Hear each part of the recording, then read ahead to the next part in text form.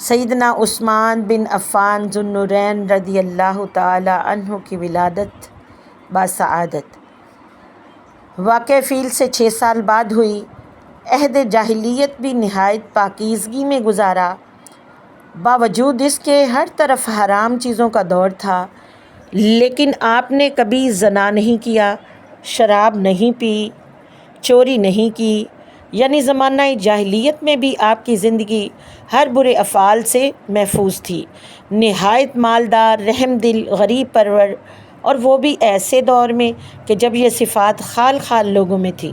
حضرت عثمان غنی رضی اللہ تعالی عنہ نے جناب ابو بکر صدیق رضی اللہ تعالی عنہ کی تبلیغ سے 34 سال کی عمر میں اسلام قبول کیا۔ اسلام قبول کرنے کی پاداش میں آپ کے چچا حکم بن ابی العاص نے آپ پر ظلم و ستم کے پہاڑ گرائے۔ اس کا بیان تاریخ میں نہیں ملتا۔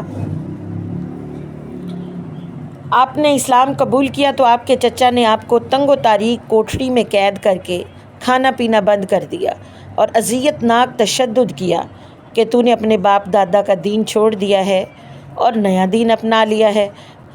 بخدا میں تمہیں اس وقت تک نہیں چھوڑوں گا جب تک تم اس پہلے دین پر نہ آ جاؤ۔ حضرت عثمان غنی کا ایک ہی جواب تھا کہ اللہ کی قسم اسلام کبھی نہ چھوڑوں گا، جے چھڑ دے ماں دنیا تے ہو سکدا گزارا، محمد نو چھڈیاں گزارا نہیں ہوندا۔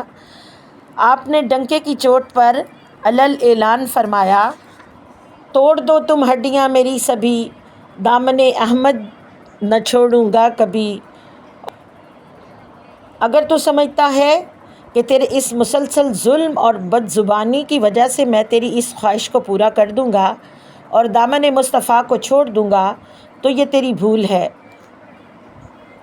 تو ہو کہ ترش رو مجھے گالی ہزار دے، یہ وہ نشہ نہیں ہے جسے ترشی اتار دے۔ سبحان اللہ۔